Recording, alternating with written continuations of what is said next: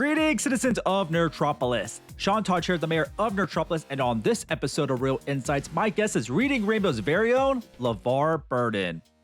I spent today making this background just for you, Mr. Burton. You did, and it's beautiful. It is. You and I will imagine the gentle breeze that is gently tickling the foliage on your right. I love that. I love that so much. Mr. Burton, it's an absolute honor to have this opportunity to chat with you today. My pleasure, Sean. I'm not sure if you do remember me, but we briefly actually met last year. I introduced myself to you at the Reddick's home during that beautiful memorial service for Lance Reddick. It was quite some time, but we had a brief interaction. I had to say hello to you, but I had the great privilege to attend that. Lance gave me the great opportunity to have 15 minutes with him, just like I'm having 15 minutes with you. And that was a career milestone for me and opened up the floodgates to many opportunities like this one. That was Lance. That was Lance. That was Lance. And to be honest, I was super nervous when I got started. I never did an in-person junket. And after I told him that, he put me at ease. And then the rest was history. And we had a great time nerding out. So before we dive into this amazing documentary, could you tell me about the very first time that you met Lance, who I knew was a big fan of yours? Here's the thing. We had been friends on Twitter and had been following each other and obviously aware of one another for years. We actually met at the premiere of the third season of Picard at Mann's Theater on Hollywood Boulevard in Los Angeles, just weeks before he passed. Wow. Yeah, I had just 15 minutes with him and it really just changed my life and was just great to be across somebody that didn't know each other, but I related with them on so many just great topics. I mean, on top of John Wick, we also talked about his love for Batman, my love for Batman. I was able to talk to him about Percy Jackson playing Zeus and bringing that book to life. So we had a great time, and it was just a great privilege to be there to celebrate his life and seeing all parts of his life there, all his friends, families, and everything. So it was quite beautiful, and it was a real pleasure to meet you in person there. He was a great man, and I don't use those two words in combination all that often. No, absolutely. And just like he was, I'm a big fan of yours. So I'm really excited to nerd out about Reading Rainbow with you and talk about this amazing documentary, Butterfly in the Sky. To be honest, it's one of the best documentaries I've seen in a long time. It was an emotional journey for me. I teared up, I laughed, I smiled. It beautifully captured the essence of that PBS series. And I learned so much about your journey as well. So how easy was it to say yes to this documentary? It was a no-brainer. They were so enthusiastic, the filmmakers, and you know they felt like they had they had an entry point to the story.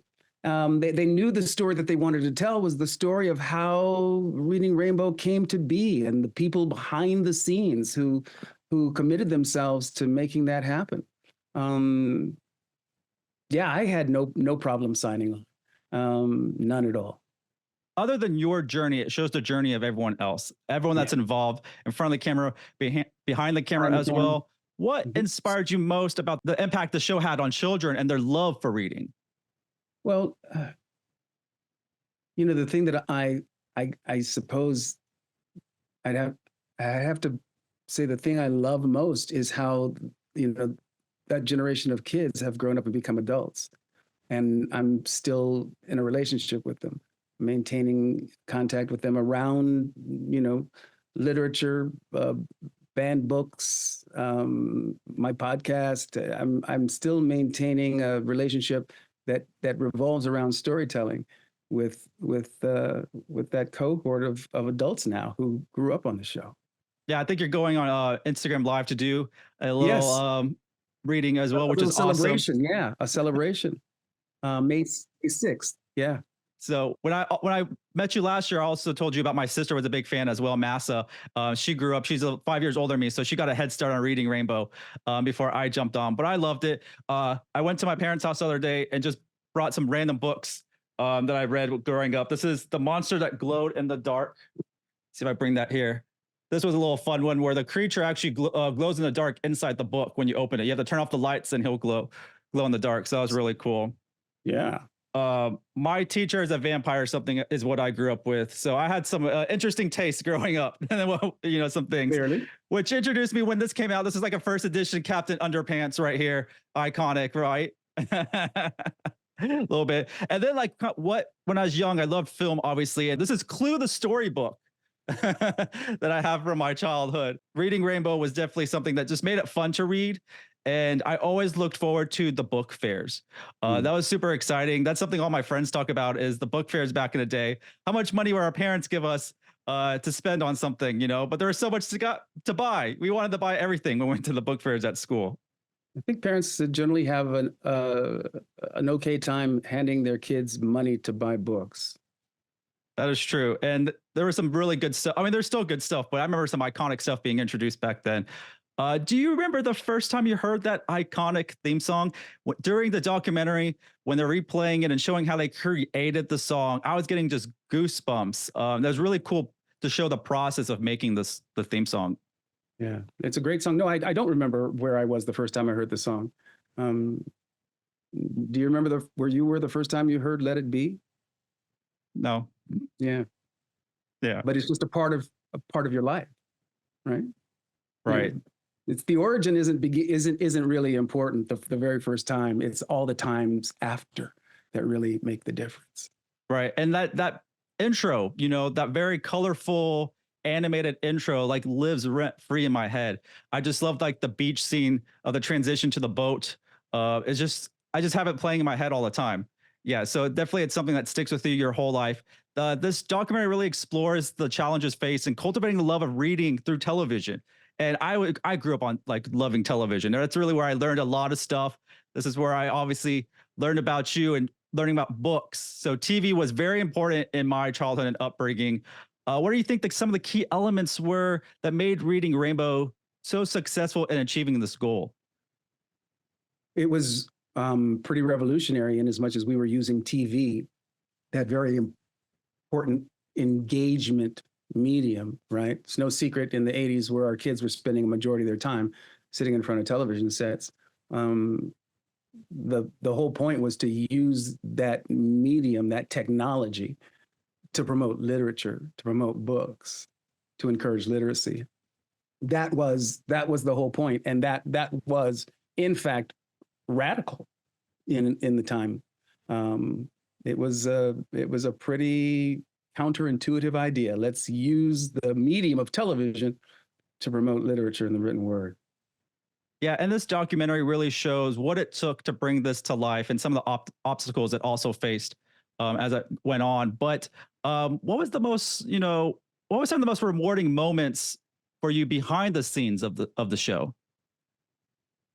There are a lot of moments that have meaning and impact for me. I flew a plane for the first time, learned how to dive. I'm a NAUI certified diver because of the episode Dive to the Coral Reefs. Hot Air Henry, we went hot air ballooning at the Camden Palmetto Classic.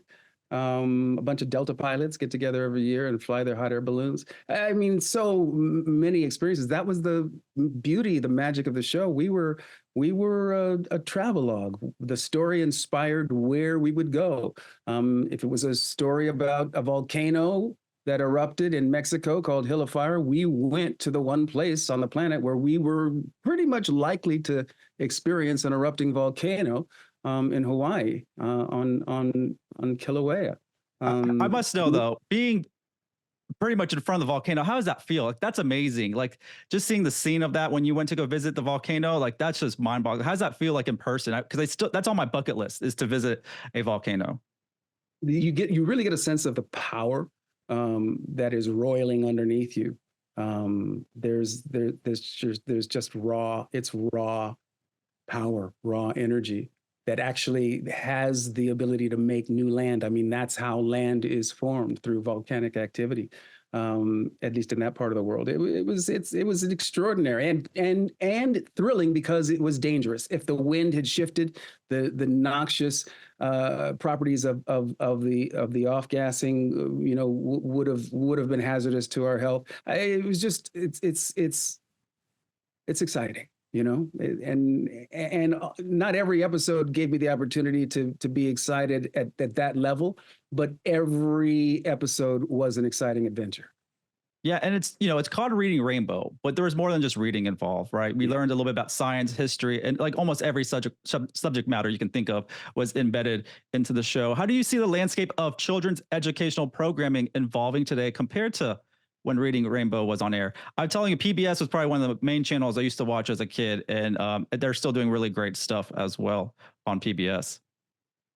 Yeah, you know what? I don't have small children anymore, but I hear that from parents that there's nothing on TV like Reading Rainbow for their kids today. I'm returning to creating kids content in the podcast medium. I have a new podcast called Sound Detectives, which you can find wherever you get your podcasts. And it's a return to me to my childhood, where I used to listen to a lot of radio on the Armed Forces Radio Network when we lived in Germany. Yeah, one of the parts of my childhood also was Mr. Rogers. And there's a clip in this documentary where you got to meet Fred Rogers. How was that experience like, and how is he in person? Fred was I believe Fred was a saint. He was an enlightened being. I feel lucky to have called Fred both a friend and a mentor. He was a remarkable human being, and I feel blessed to have known him. Yeah, that was one of the shows I also grew up with, just loving on top of Reading Rainbow. I know the YouTube channel for Reading Rainbow has some great stuff, so I've been rewatching some old episodes. I just love the power of nostalgia. What type of nostalgia do you like to feel?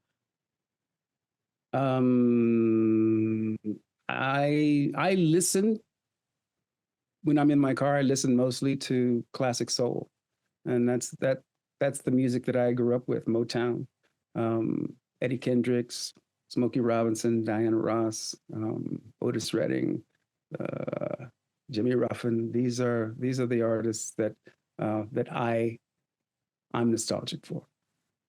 Oh, I love that. I was born '89, but I fell in love with like '80s music. My sister was born like earlier in the '80s, and she loves '90s music, so we're flip flop there.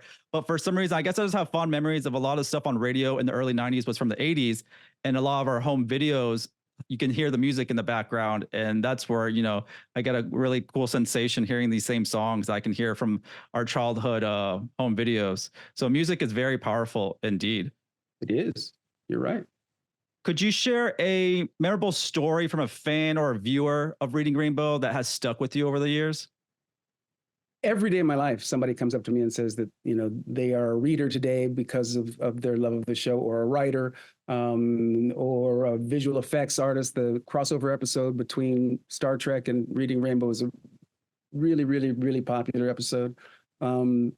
Beekeepers. I mean, the show was about sharing a variety of experiences so that kids could, find their place in the world.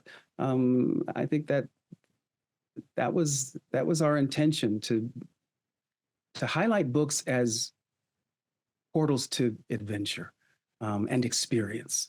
And if you just sample enough experience, you will find your vibe. You will find where you are meant to be. That is very true. Looking back on your journey, what do you miss the most about those days, those Reading Rainbow days? I I loved working with the people. It was a great band of uh, of optimistic kids that came together to do that show. Really talented, really committed, really passionate. We had a lot of fun, I have to say. We had a lot of fun making Reading Rainbow over the years. Yeah, that's and this documentary really shows really how much fun everyone has. There's some great clips in it people saying how much they loved being on it, and it really brought their inner child out, which was really great because I still have my inner child lives outside every day. I don't let him hide very much. Yeah, a couple of the kids who did book reviews on the show are actually in the documentary. Yeah. Yeah, that's very true. And lastly, if you have a personal message that you would like to share with all the young and older readers out there. Keep reading as if you couldn't have guessed. I love that. LeVar, thank you so much for this. You've been so inspirational for decades and shaped millions of people's lives, just like mine. And this was definitely one for the bucket list for myself. Thank you so much, Sean. Appreciate you. Really great and a great privilege as well. So looking forward to everything else that you give us. But once again, I can't say thank you just enough. Thank you, Sean. Once again, this is Sean Taj, the mayor of Nerdtropolis, and stay tuned for more movie news, reviews, interviews, and trailers.